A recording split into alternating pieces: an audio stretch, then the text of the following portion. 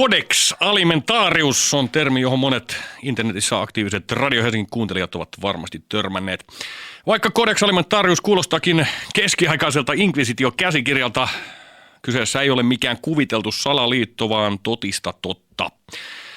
Codex Alimentarius on kansainvälinen ruoka-aineiden standardisointisopimus, joka on tyystin muun muassa lääketeollisuuden lobbareiden armoilla. Erilaiset terveyttä edistävät lisäravinteet, vaihtoehtoinen lääketiede ja jopa yksittäisen kansalaisen mahdollisuus päättää omasta ravinnostaan ovat vaarassa. Tänään onkin haastattelussa amerikkalainen lakimies Scott Tips, National Health Federationin puheenjohtaja, joka osaltaan yrittää takoa järkeä näiden byrokraatien nuppeihin. Tänään siis Saklakinoussa aiheena ruoka, terveys ja Codex Alimentarius. Mutta aivan ensimmäiseksi kansalaisaktivismin tunnelmiin meidät johdattelee isänsä poika Arlo Guthrie ja Alice's Restaurant Massacre koko jylhässä 18 minuutin mitassaan. Tervetuloa Radio Helsingin taajuudelle. And like you know, the radio show. Okay. We're here with Mr. Scott Tips. That's me. Representing the National Health Federation, who's over here in Finland, giving lectures, talking about raising awareness on food issues and especially the dreaded Codex Alimentarius. That's right. So, at the beginning of your speech on Saturday, you mentioned that press or members of the media are seldom present at these type of events. What do you think that is? Well, one, I think it's so technical and so esoteric that for most of the press it's uninteresting. And then also it's just not well advertised. Most people, press included, don't even know much about it. They don't know where to go, where to look. I mean, they could obviously find out if they wanted to, but it's not high on their priority list. It's more important to find out what Paris Hilton was wearing or what kind of dog she was carrying than it is to do some issue like this. And also, quite honestly, they like the mainstream media. That's why I appreciate your program so much. The mainstream media, unlike your own, takes no real interest in it. They want to keep it kind of hidden because all these regulations, all these standards and guidelines, they aren't really regulations yet, but standards and guidelines that are being passed are being done off in the distance and away from the eyesight of the ordinary citizen. So they don't want to highlight that any more than they'd want to highlight some other secret meeting. Sure. Now, nowadays when you're looking at the grocery stores, you know, you can see the stores kind of overloading with these health-oriented or health products, and people are, you know, have been counting their calories and seem to be concerned with the vitamins, minerals, and fibers, and the overall healthiness of their food. More so than ever before, kind of. But then again, people in the Western countries, you know, seem to get fatter and fatter and more unhealthy. Yeah, no, that's an excellent point. And a lot of it is due to the fact that even though they seem to be eating better, they really aren't. A lot of these are empty calories. A lot of people, a lot more these days, go and eat at McDonald's instead of eating a traditional meal that's nutritionally dense. You know, the concept of nutritionally light versus nutritionally dense. Most people, when they get fat, they're trying to, they're trying to eat enough to get enough vitamins, minerals, and the like, and because they're eating something like at McDonald's, they aren't getting a lot of the vitamins, minerals they need, hence they subconsciously are going out and eating more. I mean, this is one explanation. I don't think it's the only explanation, don't get me wrong, but it's one explanation because, and the term used is nutritionally dense. When you eat organic food that has, and it's whole grain food, and it's properly grown in nourishing soil, not soil that's been overused or over-cultivated, then you get food that's nutritionally dense, that has a lot of vitamins, a lot of minerals, a lot of good substances in it, and people don't need to eat as much because they're getting the nutrients they need. When they're eating light food, nutritionally light food, like a McDonald's hamburger, that you have a hamburger bun that has virtually no, you know, real vitamins and minerals in it except what's been added in back into it after they've processed it, then that's a nutritionally light food and you tend to want to eat more of that. Now there are other reasons as well, using these glucose syrups and the like that bypass the normal satiation process. What I mean by that is the feeling, the sensation of feeling full when you've eaten a meal. But it's also just they give big portions. In the United States versus here in Finland, the portions are twice as big. You get these huge plates of food and everyone thinks they have to finish it. So that's another problem. There are many problems. Too much iron in the diet is a problem also, because iron actually at higher levels, believe it or not, has an impact on whether you gain weight. Iron will fit in the receptor sites of certain cells and molecules, and it will block the insulin from going in, so you have more freely circulating insulin in your blood, and it makes you crave to eat more. So there's actually a process whereby if you eliminate iron in your diet, or at least reduce it down, then you don't go towards that state of obesity as much. Yeah. There are just a large number of reasons. They all tie in together. Some of the additives you get are a problem as well. These diet-free drinks are a problem, in my opinion. They actually are counterproductive. They don't lead to, just because 0 calories doesn't make it better. It's better if you aren't taking something so that you feel that avoids you feeling full. You want to feel full, so you stop eating. Yeah. This connects, of course, with diabetes as well, and the Western countries, Most of the world's population doesn't consume milk in that sense, and a lot of these milk-consuming countries like Finland seem to have high levels of diabetes. Yes, although, yes, and it could be tied into that. A lot of things you can do to avoid diabetes, believe it or not, cinnamon, just sprinkling cinnamon on your cereal or food that would go with cinnamon. Cinnamon acts a lot like insulin. It has very strong beneficial levels on your blood sugar level, and so do Caucasian blueberries. If you eat blueberries, are very beneficial for maintaining a normal, healthy blood sugar level. Interestingly enough, what's just coming on the market is a new product called Stevia. It's not really new, it's old, from South America. It's an herb, and it comes from a plant, and it actually helps cure diabetes if you take Stevia. And it's a sweetener. It can be used as a sweetener, and it's sold as a dietary supplement in the U.S., and in some countries in Europe it's available as well. It might be available here. I was just in one of your health food stores down the street, the Life store. I was very impressed with it. Much better than the French stores that I see, and I live in France. So, but it's still less than an American store. But I'll tell you, it had a lot of good stuff in it.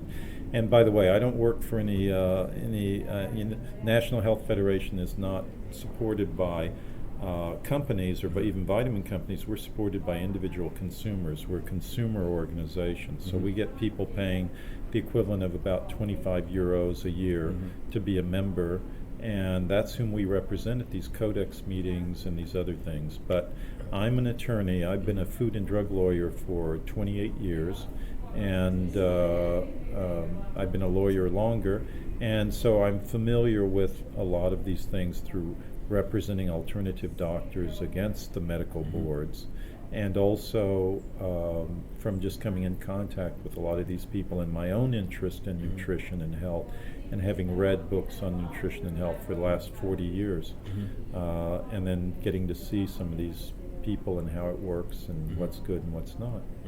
How do you see the kind of global standards of or control of this idea of a lot of these big companies, corporations using this kind of ecological or green, kind of idea as a way of pitching the products to the people, when actually, we're not talking about health food?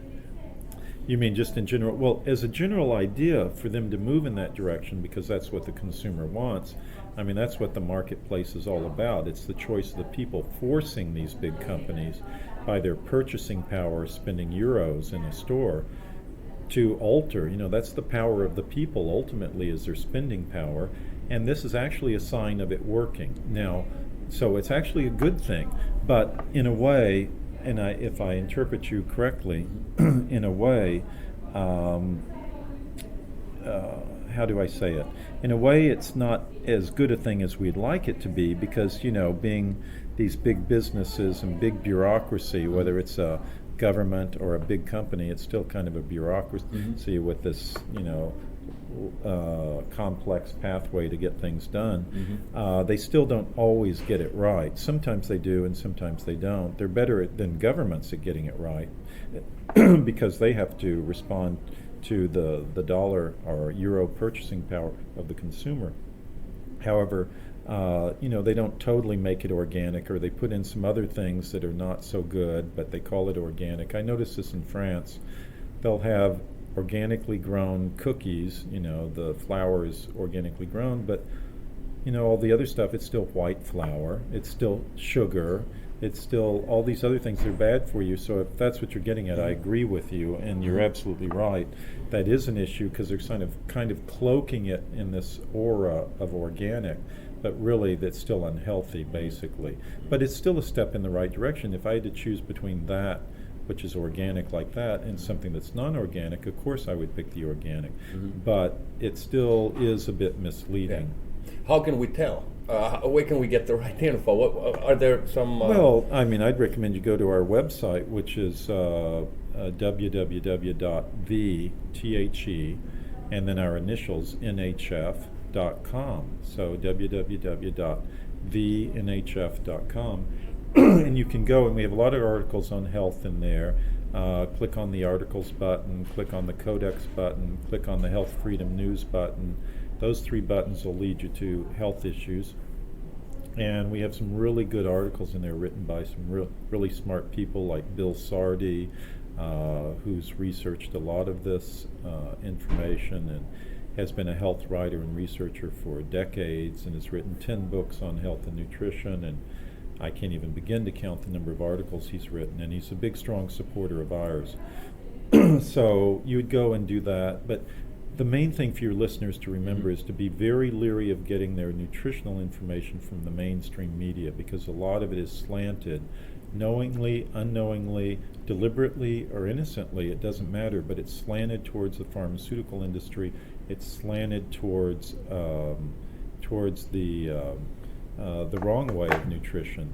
There was a study that was done in the United States maybe 15 years ago where they realized, the medical school at Harvard realized that maybe these doctors didn't know enough about nutrition. So they sent out surveyors throughout the United States, and they had a questionnaire.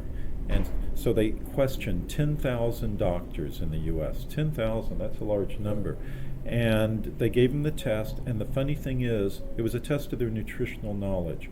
And the funny thing is, and then as a control, they gave it to the same test to the receptionist working at the front desk in the office of the doctor. And the funny thing is that at the end of it, they found out that the receptionist knew as much about nutrition as the doctor, unless she was on a diet, in which case she knew more. So when they realized this, when they got the results, they changed the curriculum at the medical school to at least give some training in nutrition to doctors. But the fact of the matter is, most doctors know very, very little about nutrition. And when I gave this speech in Helsinki a couple of days ago, I talked to, there was a nurse in training there, this nurse who is quite taken with all this, health and everything. I very much appreciated her being there. But the point is that she said to me, she said the nursing that they teach in nursing school here in Helsinki or in Finland in general, they teach almost no nutrition either. So a lot of these patients are going to their doctors or nurses in some cases, relying on them for nutritional information when they have none. So it's real important to get it from the right source. So that's a good question you asked. Your lecture on Saturday is centered around the Codex Alimentarius, of course. Right. Now, let's start with the very basics. A lot of the listeners, are not at all kind of familiar with this. Okay. No, you're right. That's a good place to start. Codex Alimentarius basically is nothing more than Latin for the word food code. So they're creating standards and guidelines. That's the terms they use for foods, not just food supplements, but all foods. And so this commission was created about 46 years ago by the Food and Agriculture Organization and the World Health Organization, the two parent organizations. And they created something called the Codex Alimentarius Commission, which sits in Rome and Geneva. They alternate their locations. And because one is headquarters for FAO in Rome, one is the headquarters for WHO in Geneva. Anyway, the commission itself can't do all the work alone, so they created various committees. These committees are on things ranging from fish and fisheries, to natural mineral waters, to nutrition, to food hygiene, to food labeling, to the general principles for Codex, to contaminants in food, to the food additives, and each of these committees is sponsored by a particular government. In the case of nutrition, it's the German government, so they provide the staff for the meetings, and once a year there's a meeting there to try to formulate and create these standards and guidelines that go through an 8-step process, from step 1 to step 8, which is the final adoption and approval by the commission itself. So the National Health Federation is the only, and I mean really the only health freedom organization, and probably one of only a handful of consumer organizations to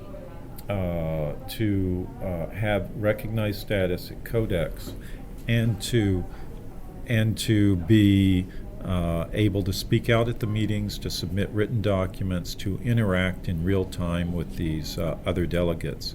And at the meeting, what you have bureaucrats from the various agencies, the food and drug bureaucrats, like from the FDA, who supposedly, and I emphasize supposedly, represent the interests of the consumer and the citizen. Excuse me, but in fact, they represent the interests, whatever commercial interests control them.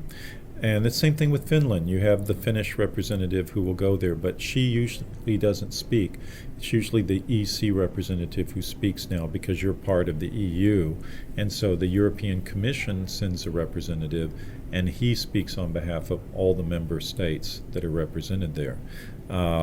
Anyway, the committees try to advance, and they do advance these various standards. The one we're most interested in is the German one. We're also interested in the food labeling one, which is sponsored by Canada and held once a year in May in Canada. And so we go there and we try to make an impact. We were very successful at this last meeting in stopping a document from advancing that was very bad for vitamin mineral supplements. And I can go into that more if you like, but just the overview. You have, at these meetings, you have the bureaucrats, and they don't really vote. They just express their opinion, and then the chairman and or the chairwoman will make a decision as to whether or not consensus has been achieved. That's their big key word, consensus. You don't ever really vote. Mm-hmm. But also at the meeting are organizations like our own. Well, I say that loosely, because most of them are trade organizations representing commercial interests, like the World Research Sugar Organization, or Aid Gum, which represents acacia gum. The lobby. Yeah, they're lobbying type groups, and they're there to both monitor the process and to try to influence it as well. The International Dairy Federation is there. They're one of the better ones, because they actually do seem to represent at times the consumer's interest. But of the consumer groups, there are only a handful, literally, and the National Health Federation is the only health freedom organization that's there. So usually I find myself speaking out alone on issues, and so it's amazing how often they ignore the interests of the consumers, even though, like the EC representative several times has said out, I represent the interests of the consumers, the European consumers.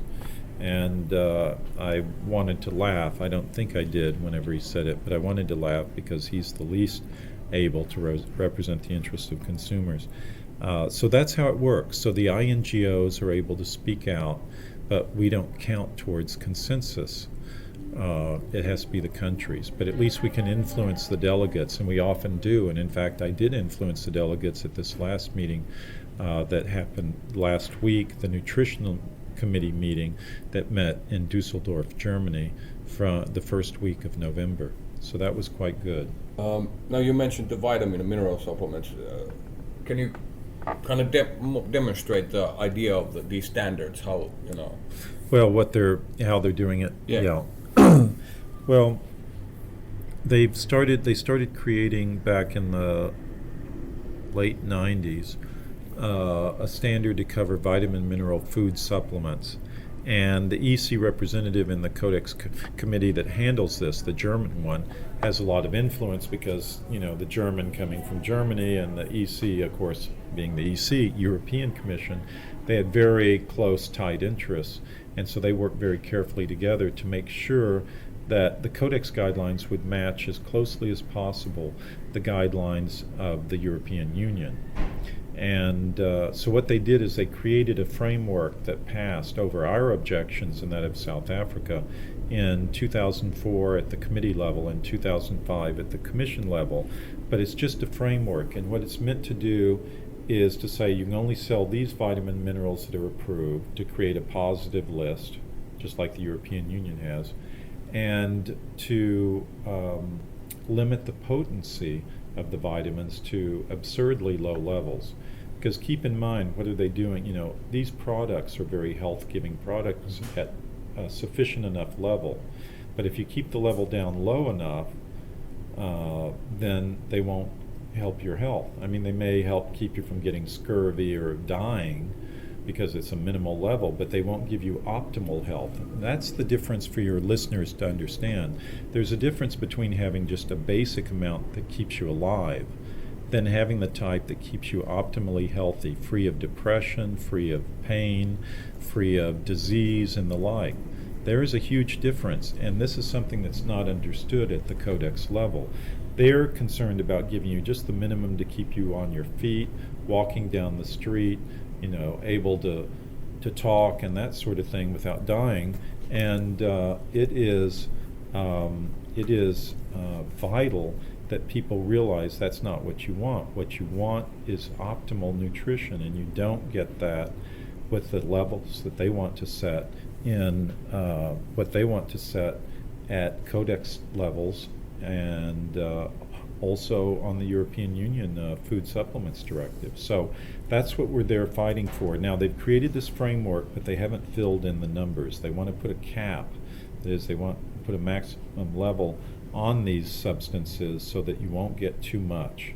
Because they all say it's in the name of protection, and that's the big lie. That's the big lie you get from the mainstream press. That's the big lie you get from the television stations. That's the big lie you get from the government, is that too many vitamins will kill you. But the amazing thing is, if you look at the track record of drugs, doctors, and even food, and compare it to dietary supplements, they aren't even in the same football field. They aren't even in the same city. They probably aren't even in the same country statistically. And if I can give you an example, I'll give you one. In the United States, anywhere from 700,000 on up people die a year in properly licensed, properly approved hospitals and by properly approved doctors. This is them killing people off, killing them. And then you have properly approved drugs, pass the rigorous inspection of the FDA. They kill off another 100,000 plus Americans every year. You take those numbers and you cut them by 90%, and that's what you get in Canada, because the population of Canada is much smaller. But you get about 80,000 plus 10,000 for drugs deaths a year, so about 100,000 in Canada. I'm sorry, I don't know what the figures are here in Finland, but this just gives you an idea. And even from food, you have around 5,000 people dying a year from food deaths. Even from ibuprofen that you buy for your headache off the shelf here in Finland, in the U.S. you have about 17,000 deaths on average per year from taking properly approved ibuprofen. Okay, keep that all in mind as you're hearing this, please, because on the other hand, you have dietary supplements. And from that, maybe, depends upon whom you're talking to, you have 5 to 10 deaths a year from dietary supplements. And in the U.S., about half the population takes dietary supplements. So you're talking, if you multiply this out, you're talking about 53 billion doses a year, 53 billion with a B. doses a year, and that's if you just say every half of every American is only taking one. Many people like me take more than one. I take about 20 or 30 capsules a day, so these numbers are actually understating it. So out of 53 billion doses a year, you get maybe 5 deaths, maybe 10 deaths a year, possibly, but it's not even certain that you get that. You're more likely to die from a bee sting, from being thrown off a horse while riding, or a lightning strike, a bolt of lightning hitting you, than you are from taking a supplement. The only thing that is more dangerous is you're more likely to die from a supplement than something else is a meteorite strike. You're more likely to die from a supplement than being hit by a meteorite. So those are the statistics, and they've been shown and proven. Those are actually even government statistics on that from the Center for Disease Control in the United States. And so you get an idea of the incredible safety of this, and then you look and see all the amount of money and type of controls and regulations and rules they're trying to put on this, and they're just increasing costs. I mean, I was just in the Life store and saw that it costs 10 times as much for a tablet of vitamin D here as it does in the US, 10 times. But you can get here for 10 euros, I could get for €1 in the US. And it's just as good quality, maybe even better quality, and certainly more potency in the US. And so it's ridiculous. All these rules and regulations have a cost. They don't come without a cost. And this is part of it. And they scare people away from taking vitamins that would benefit their health. And there's a lot I could say on that subject if you wanted. Yeah. And kind of money talks in this sense too. The big drug companies, of course, have a big influence in the whole. Oh, they do. The drug companies have a huge influence, and in the U.S. they spend $6 million a year lobbying Congress and the agencies to get their way. Because, see, they realize they can't make it in the marketplace. If we really had a free market, which we don't in any country, but if we really did, the drugs would be having to compete against this, and the consumers would gravitate. They'd move over and start taking more of the natural substances. If they didn't, then maybe the drug should win out. But what they do is the time-honored tradition of big companies, big business that want to protect their market share, is they go running to the government for protection. They do it in one of two ways. They get monopoly laws passed that say you can only do this, like having properly approved doctors. You know, we don't want any of those alternative doctors out there. They might hurt people. And it's always in the name of protecting the public. So they run to the government, they get laws passed or rules and regulations made, and they do it that way, and they prohibit the competition. Or they go and they get heavy regulations pushed upon their competitors, so they have higher costs. They have to go out and hire attorneys, more accountants, consultants to make sure they're following the rules and regulations. There could be big fines and penalties if they don't, and the like, and they drive out the competition that way, or they make it so expensive that no one can start a new business in competition with them, because there's a threshold barrier of costs, and if you raise that too high, people won't start new businesses. You'll just have stagnation. And that's why freedom works. Freedom is not only morally superior, but it's practically superior. You have more prosperity, you have better health, you have happier people, and you have more advancement of society and science and the like. So you want to have freedom over controls. You know, people are afraid of freedom sometimes because it means taking personal responsibility. But I think we're at that age, at that stage of our existence in humanity where we really need to take more personal responsibility. You know, no system is perfect. There will always be the bad guys, the bad actors, but what you want to do is minimize that. You don't want to have a concentration of power in the government or anywhere where those kind of people, those power seekers, can accumulate and grab the reins of power. That's what leads to the Hitlers and Stalins of the world. So you want to avoid that if you at all can. So what we're trying to do at the Codex level and even at the various national levels here in Finland and elsewhere is get power to be diffused to the people back down to the level of you and me, you know, the common people off the street. And that's what it's all about. Yeah. So a big issue, of course, is controlling the alternative medicines. So, Yes. so what will be the effect of this codex being implemented? Well, Is it going to make all of these store owners criminals? well, actually, the bigger threat has already happened here, and that's the European Union Food Supplements Directive, which is very close. Excuse me, is very close to the Codex standards. So, Codex is a threat to Finland, but actually, you've already been in the storm, and you're still in the storm, and that storm is the European Union Food Supplements Directive, which is what they're trying to match Codex to.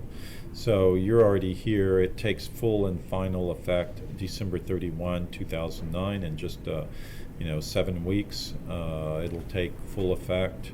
But it already essentially, for all practical purposes, has taken effect in Finland. Just some other countries like Great Britain, Ireland, Netherlands, and Sweden, who have more freedom to sell certain alternative stuff, it's now really kicking in, and it's going to make a big difference for them, bigger difference for them.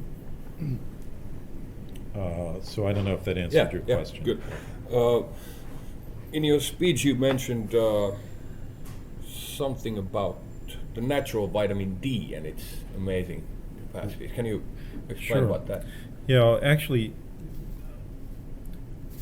what hasn't been fully appreciated, and I don't care what country it is, the United States or Finland or Great Britain, is the extraordinary healing effect and properties and health benefit effects of vitamin D.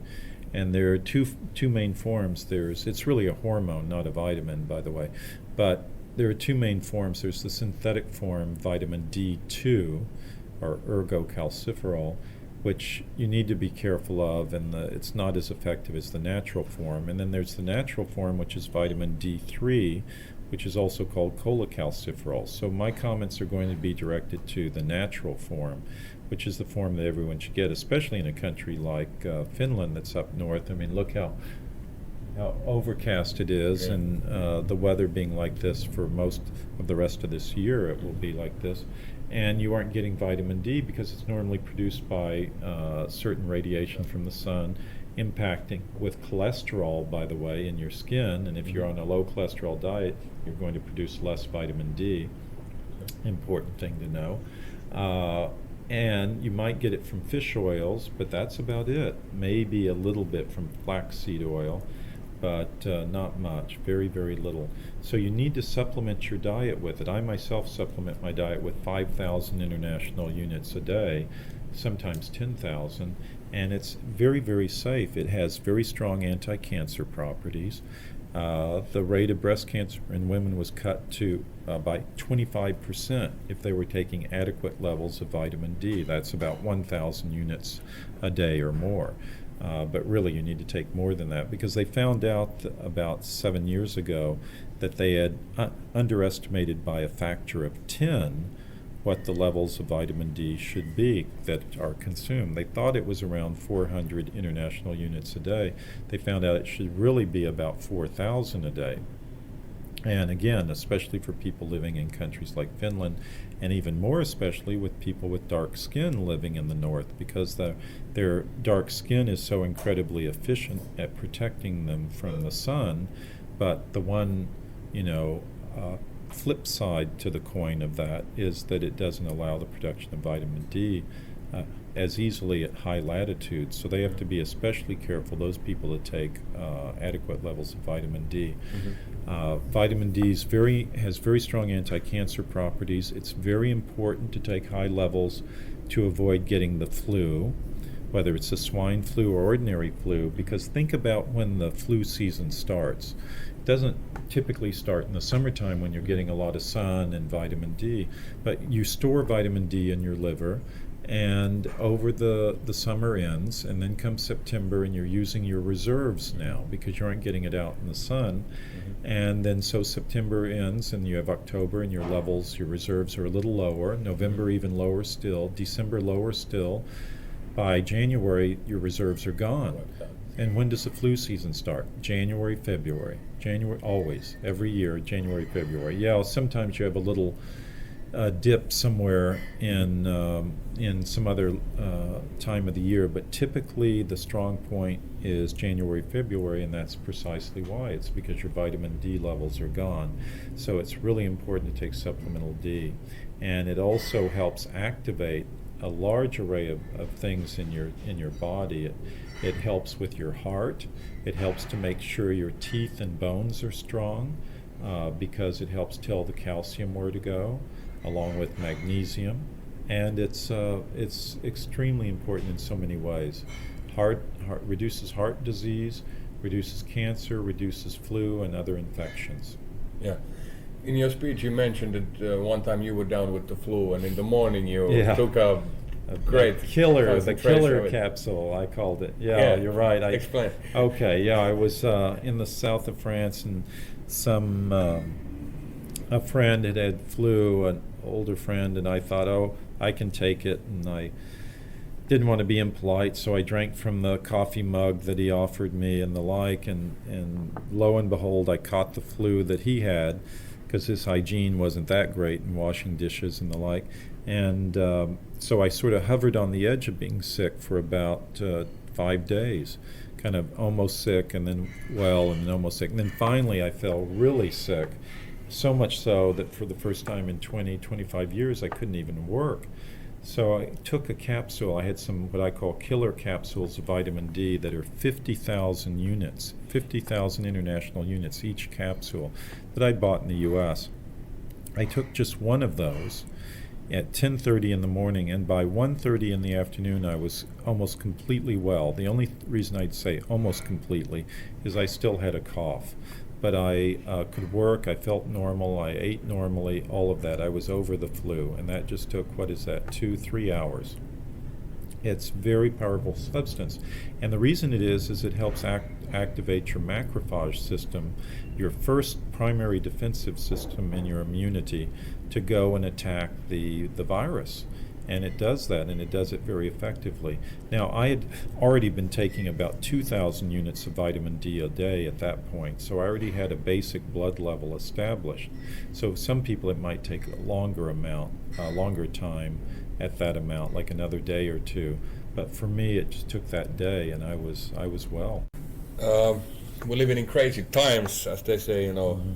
Maybe now lightning will strike twice, and pigs certainly fly nowadays. Yes. So we're talking about control, and this aspect of kind of not knowing. Ignorance and fear in itself is a big method of control. Yes. Of course, we had the mad cow disease, which I like to call the sad cow disease. The sad cow disease. Yeah, the avian bird flu, and now this pandemic with swine flu. Yes. Now, how should we, as Finnish people and people in general, kind of, look at this whole situation with the vaccine and everything, this hysteria that's going on? Well, and it is a hysteria. I mean, look what they've done with the swine flu supposed pandemic. They're trying to get everyone in a state of fear, so they'll flock to the government for protection. Whenever there's fear, like a war or a big pestilence or plague, a health problem, then people are more likely to give up their freedom and go to the government for protection because they feel they're fearful and they want help, and they look to big mama or big daddy to protect them. So that's what they want. But the truth of the matter is, in my opinion, the swine flu is a big hoax. More people have died from the ordinary flu than they have from swine flu. More people have been harmed by the vaccination than they have been from the swine flu. I'm not saying that you should embrace swine flu, but I'm just saying don't be so afraid of it. It's not the danger they say it is. Now, having said that, are they at work somewhere in some laboratory, creating some super virus that could be dangerous? I don't want to sound like a conspiratorial person, but there's a lot of evidence that that's what they do. I mean, look at Lyme disease, which sprang from a secret bioweapons lab in the U.S. on Long Island in New York. That came from there. Birds eating off the refuse that was thrown away from their testing for bioweapons, and they picked it up and carried it over to a town in Connecticut called Lyme, and that's where it got the name for Lyme disease. And that's a huge problem that's still spreading in the U.S. So you have to be very careful, but a lot of times instead of running to the government for the answer, you need to be running away from the government because they're often the problem. And so too with this. And then the mass media feeds into all of this. That's why it's incredibly important to listen for your listeners to keep listening to programs such as yours to get the truth, because they won't get it anywhere else. Now, diseases, of course, in that sense, have been an integral part of the history of mankind. In a sense, Yes, they've changed history. Yeah. I mean, they're history-changing events actually, where emperors or kings or queens have died because of something and then changed. Look at Genghis Khan, who died just as he was on the verge of conquering most of Europe, and that caused the Mongol horde to turn tail and go home. And otherwise Europe would have been conquered by Genghis Khan entirely.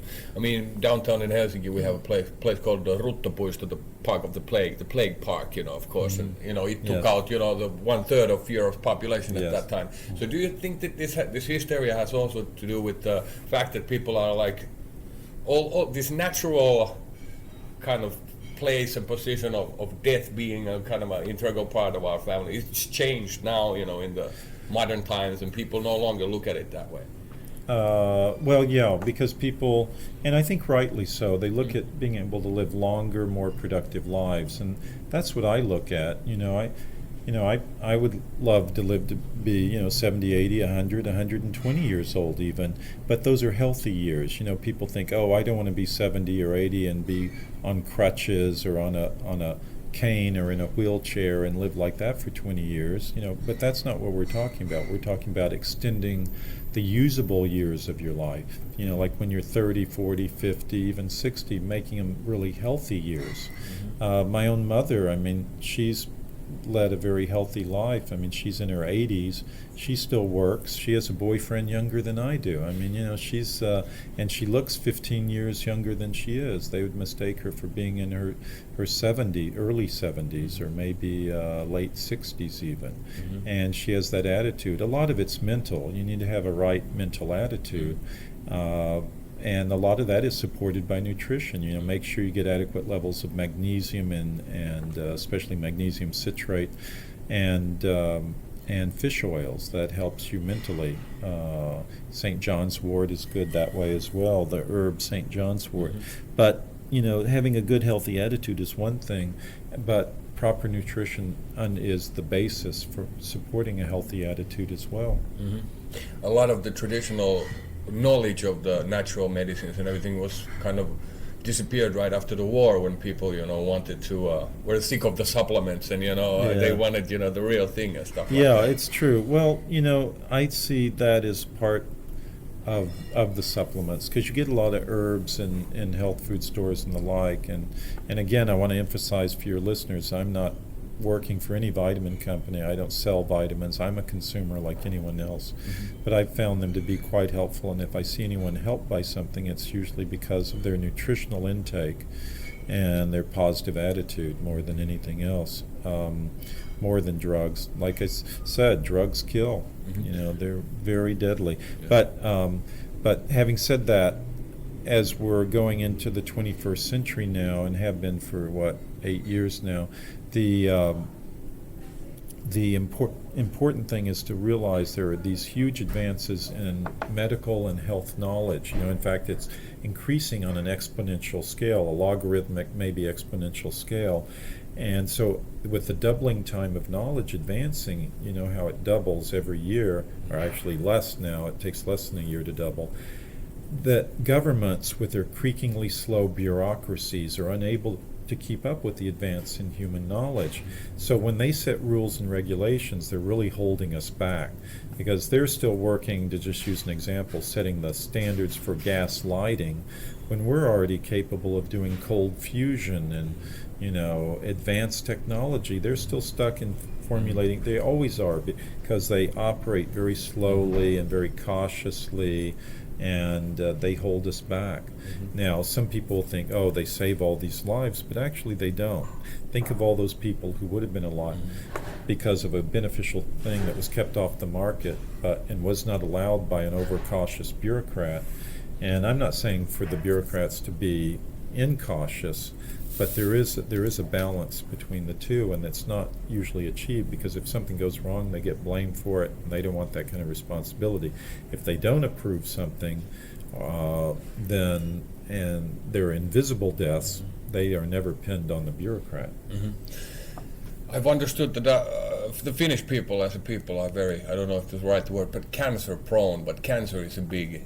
Well, that's because there's a lot of dairy in the diet. Dairy products are very, they have a growth factor in them that's meant for babies, but once a baby's been weaned from the mother's breast milk, you aren't supposed to be consuming dairy anymore.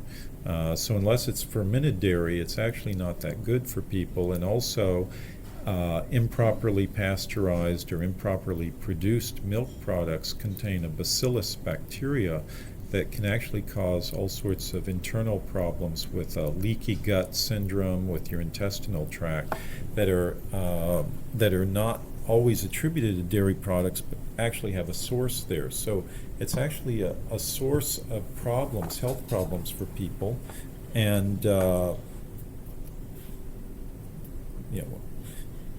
and it's it's not something that I would recommend. I try to avoid dairy products when I can, but those, you will find in those countries that consume dairy more than others that they do have a higher cancer rate. But it's still addressable if you take adequate levels of vitamin D, and dairy products are very deficient in magnesium, by the way.